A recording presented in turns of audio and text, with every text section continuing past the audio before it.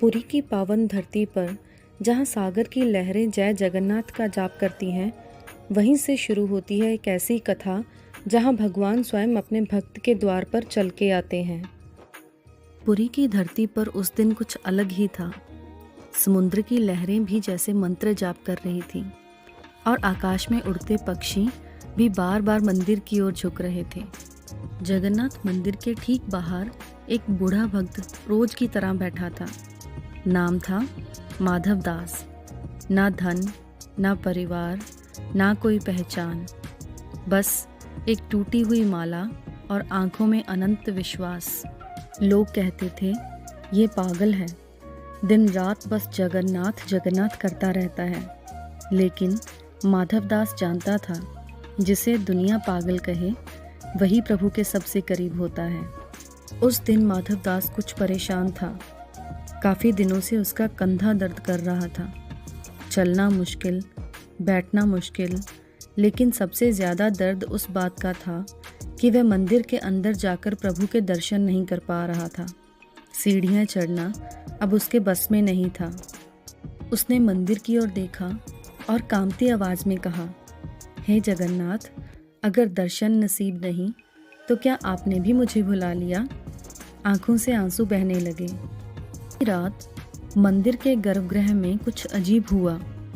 पुजारी ने देखा जगन्नाथ जी की मूर्ति से हल्की हल्की कंपन हो रही है, नेत्रों से जैसे करुणा टपक रही हो। अचानक मंदिर में से एक आवाज़ गूंजी, आज द्वार बंद मत करना। पुजारी डर गया और उसने आज्ञा मान ली।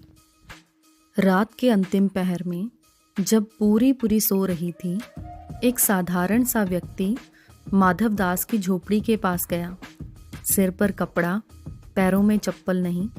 उसने धीमे से आवाज़ दी, माधव, दरवाज़ा खोलो। माधव दास चौंक गया। इतनी रात कौन?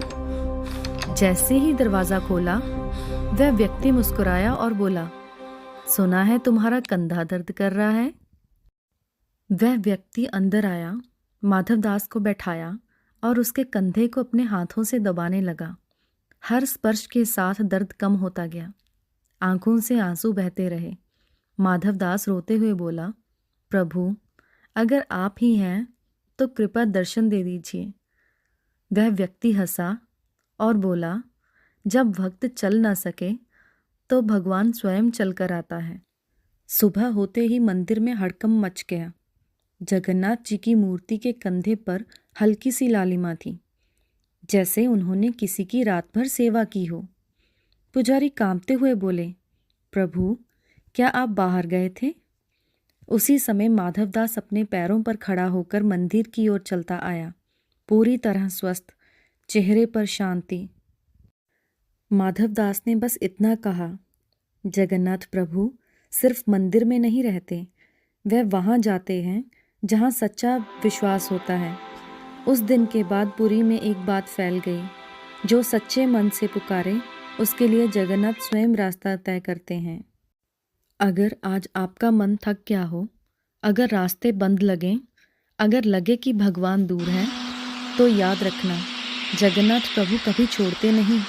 वह देर करते हैं पर अंधेरा नहीं होने देते। जय जगन्नाथ। अगर ये वीडियो पसंद आया हो तो please like, share and subscribe जरूर करें। धन्यवाद।